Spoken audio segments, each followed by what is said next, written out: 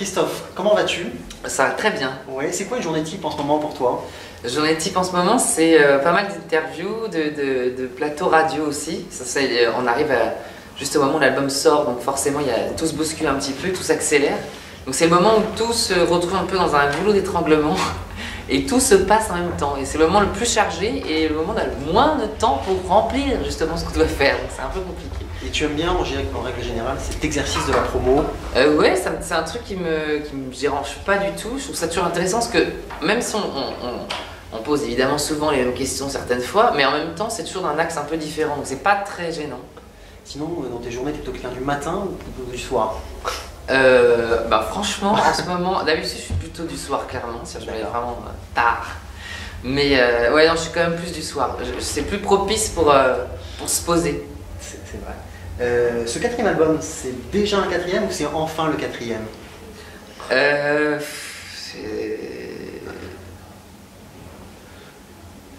Déjà, je dirais.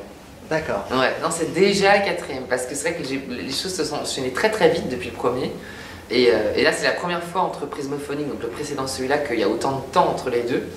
Parce que j'avais vraiment besoin de me poser, de simplement prendre le temps de vivre aussi, d'avoir des choses à raconter, d'avoir l'envie aussi de revenir et pas faire les choses dans un automatisme permanent. Tu grandis à Deuil-la-Barre, c'est ça? Exactement, en 95. Voilà.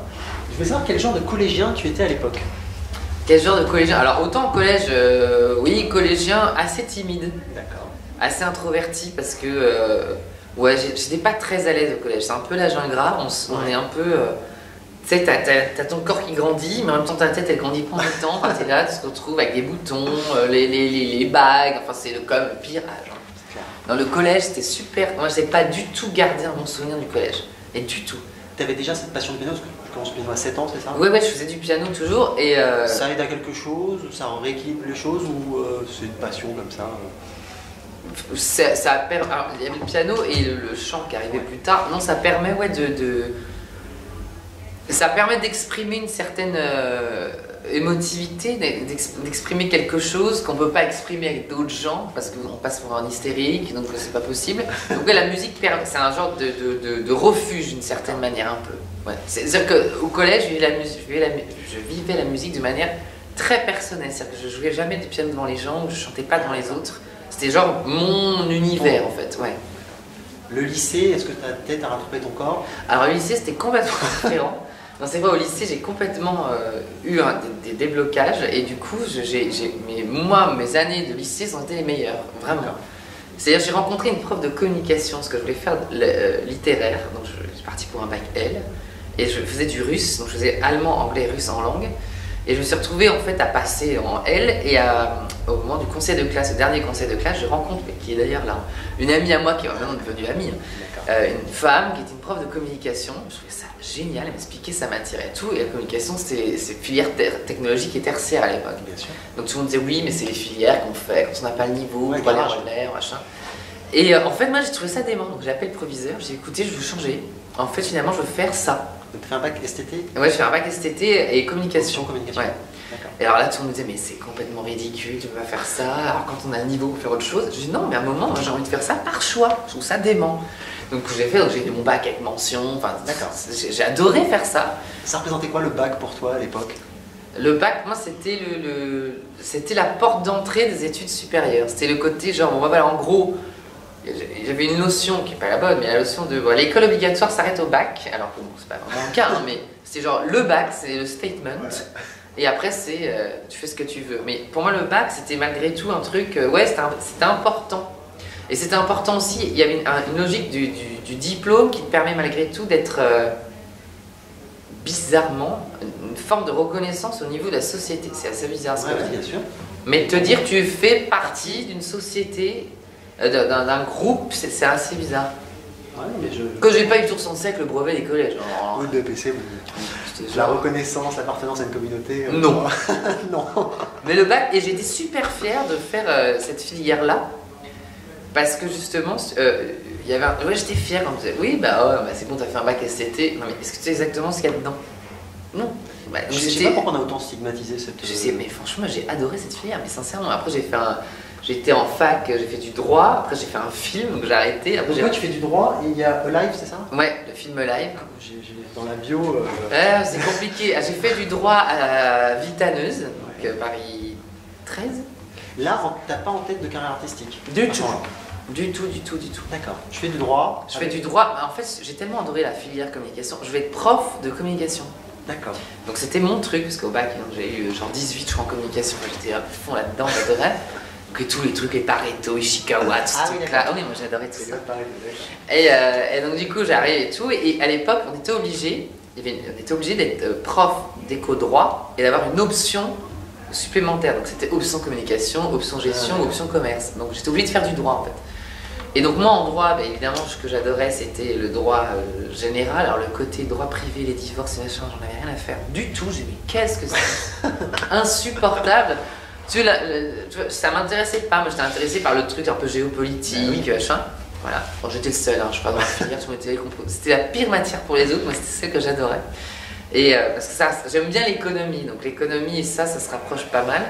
Et de temps en temps, et je donnais des cours le soir dans des conservatoires, j'animais des ateliers de gospel à l'époque. D'accord.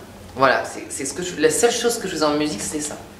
D'accord. Et tu étais surveillant en même temps? Et j'étais, je fais plein de trucs. À la fin, j'étais surveillant, ouvreur dans un théâtre, je faisais du babysitting, je donnais des cours le soir dans les conservatoires. Enfin, je multipliais un peu les trucs. Et E-Live, c'est quoi, une rencontre? Et E-Live, justement, lors d'une chorale, il y avait un genre de concert. Je remplaçais une amie à moi qui animait cette chorale-là, donc je la remplaçais parce qu'elle-même, elle chantait ailleurs. Je remplace ce jour-là, et la personne qui faisait chanter le final du concert n'était pas là. Donc du coup, c'est moi qui me suis retrouvée à chanter, c'est la seule chanson que j'ai chantée. Et là, il y a un mec qui était là qui me dit écoute, voilà, je cherche quelqu'un pour un film et tout. Alors, je crois que c'était une grosse blague. Et le pire, c'est que le mec il me dit non, je bosse chez Mercury, c'est ça. Et moi, alors que moi je suis Sony Music, et moi à l'époque, le premier truc qui me vient, j'ai bien sûr, et moi je travaille chez Sony Music aussi. Et je lui ai sorti ça. Et du coup, tous mes amis autour de moi m'ont dit mais attends, fais ce casting, ça va être drôle, fais-le. C'est comme ça que je me suis retrouvée là-dedans. Et tu dis, je vais pouvoir faire du cinéma ou... Ah non, je dis mais on va rigoler 3 secondes, mais après on reprend les études directes, et c'est ce que j'ai fait. D'accord. Donc j'ai arrêté parce que le tournage c'était pile pendant les partiels. Donc j'ai arrêté à ce moment-là, et du coup j'ai repris la rentrée d'après, et là je suis partie à Saint-Denis. Ouais, tu fais Paris 8, licence de com. Ouais, voilà. Mais j'ai pas validé ma licence, je précise. Ah, d'accord. Quel souvenir? Parce qu'après il y a eu la nouvelle star. Bah oui. C'est vrai, à chaque fois on m'a bloqué. Ouais, on t'a bloqué dans ton parcours, ça Mais c'est ça. j'ai ramené un niveau encore, un manque de culture générale dans le milieu de la musique parce que je n'ai pas encore validé. C'est quoi les années fac? Ça représente quoi? Est-ce que ça te dit quelque chose pour les années fac? Les années fac, c'est la grandeur des campus, des salles immenses. Pour moi, c'est la connaissance. Moi, j'étais passionnée de... Ça m'impressionnait, les bibliothèques universitaires gigantesques avec des centaines d'ouvrages, de trucs. C'était impressionnant pour moi. Et le côté informel, toi qui étais un élève timide quand on était au collège, mais des grands ensembles, des gens qu'on ne connaît pas, ni d'amis. Ah, j'adorais moi. Ah, d'accord. Ah ouais, le côté on se fond dans la masse, personne ne connaît, c'était parfait. C'est très fun. D'accord. Non, mais alors Carla Bruni, pour le coup, c'est quelqu'un de. Moi j'aime beaucoup cette fille. Elle a un côté très énigmatique comme ça quand on la connaît pas, un peu froid, un peu.